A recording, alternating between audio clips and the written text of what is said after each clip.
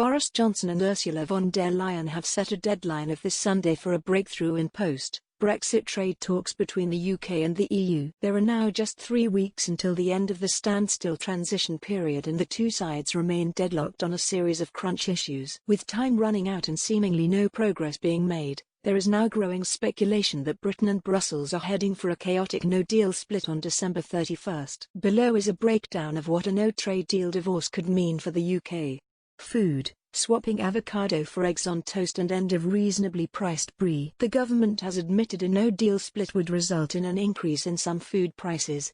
This is because in the absence of a trade accord, the UK and the EU would do business using basic World Trade Organization terms, which would see tariffs imposed on goods. Food and drink could face an average tariff of 18%, equal to £2 a head on a typical £45 shopping basket if the cost was passed on to customers. A no-deal split could also make it harder to buy certain EU-produced products in the UK, particularly perishable goods, which could struggle to survive border delays. Supermarket chiefs have warned a no-deal split could force consumers to change their shopping habits and switch their focus to buying more UK-produced items. For example, they have claimed tariffs could push the price of Brie cheese up by 40%, which could result in shoppers opting for Cheddar instead. Fears of border chaos have prompted supermarkets to stockpile long-life items in warehouses to ensure supplies are not disrupted. The UK imports approximately 1/4 of its food from Europe, including a lot of its fresh fruit and vegetables, which means there could be shortages of things like avocados and bananas.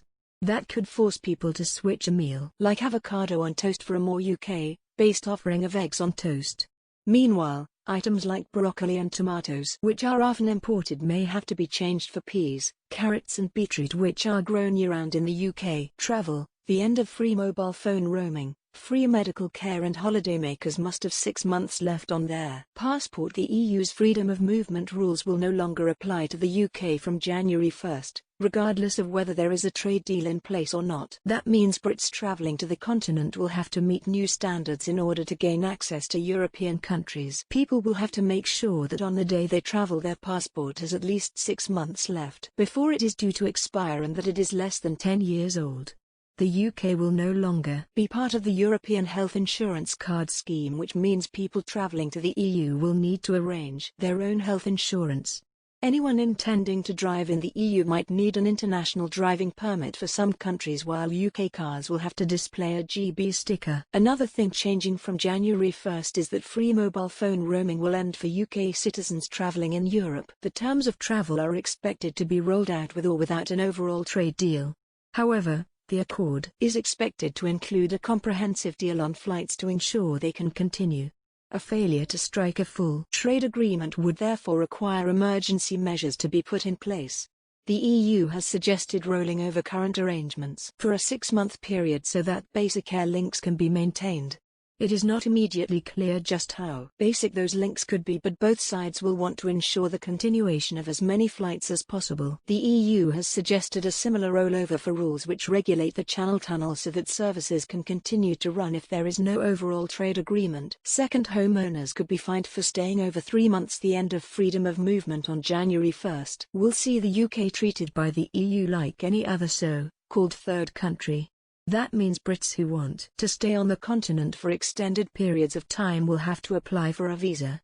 Tourists will be allowed to stay in a European country without a visa for a maximum of 90 days in any 6-month period. People who exceed the 90-day limit could face the threat of a fine or even be banned entry to the EU's Schengen travel zone. The shift to being treated as a third country represents a hammer blow to people who own second homes on the continent, because they will be unable to stay for longer than 3 months at any one time unless they apply for formal paperwork. It is currently unclear the extent to which holidays in Europe could be disrupted by a no-deal Brexit, but some level of border chaos is expected if the two sides fail to agree overall terms. Much would depend on whether the UK and the EU could agree a mini-deal to protect transport links. Many British holidaymakers could opt for a stay-cation in the first quarter of the new year so they can wait and see if the borders are moving smoothly. The economy, UK plc, could shrink by 2% next year. The Office for Budget Responsibility has warned a no-deal split could slash the UK's gross domestic product by 2% next year, on top of the economic damage done by the coronavirus pandemic. the government's spending watchdog said in November that the UK economy is on course to shrink by 11.3% in 2020, the biggest contraction in 300 years. A further 2% hit because of a chaotic departure from Brussels would likely cause a significant spike in unemployment. Andrew Bailey, the governor of the Bank of England, has warned the long-term harm to the economy is likely to be greater from a no-deal Brexit than from the COVID-19 crisis. He told MPs last month, the models would suggest that the effects of a WTO no-deal trade agreement are longer term. The reason for that is that it takes a lot longer period of time for the real economy to adjust. Manufacturing, tariffs imposed under World Trade Organization rules could hit sectors hard. A trade deal between the UK and the EU would see no tariffs imposed on the movement of goods. But a no-deal split in trading on basic World Trade Organization terms would see tariffs imposed which could hit some businesses hard. This would make it more expensive to import and export products and result in a major headache for industries built on large cross-Europe supply chains. Tariffs could hit certain sectors like British car manufacturers particularly badly amid warnings a 10% tariff on vehicles would cost the industry £100 billion over 5 years.